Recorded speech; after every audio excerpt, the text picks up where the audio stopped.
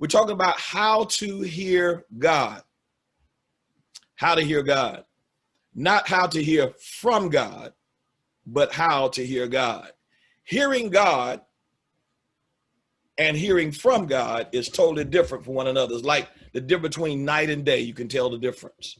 Most people don't, because when people hear from God, they don't realize that they've heard the word of God, so that they don't hear God because they're not doers. All right, remember last week I told you the story about the man. One night he got lost in the mountains, started wandering around. He fell off the cliff. The cliff was steep. A long way down, he would have died. But on his way down, he caught hold to a branch, and the branch stopped and broke his fall. But it was so dark, he couldn't see his hand before his face.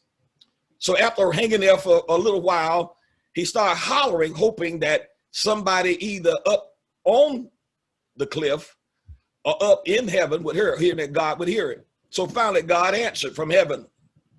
And God said, I'm here. I'm the Lord. Do you believe me? And the man said, yes, Lord, I believe you. I really believe, but I can't hang here much longer. A moment pause.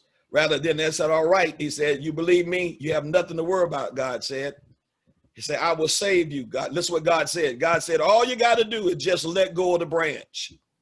The man thought about that not long, but he thought about that. Then he said, is there anybody else up there? See, he heard from God, but he didn't hear God. Why? Because he would not do what God said do. We're covering 3 scriptures tonight. He would not do what God said do. Now, the man hung there all night long, and finally when daybreak began to break, he looked and he saw, when he could see, he had looked down, it was steep, but just below his feet was enough of the cliff that he could turn loose the branch and stand. So he wrestled all night in a bad position because he wouldn't listen to God. Why? Because he thought what God had given him was going to kill him and not help him, not put him at a place of rest so somebody could rescue him. And that's where we are.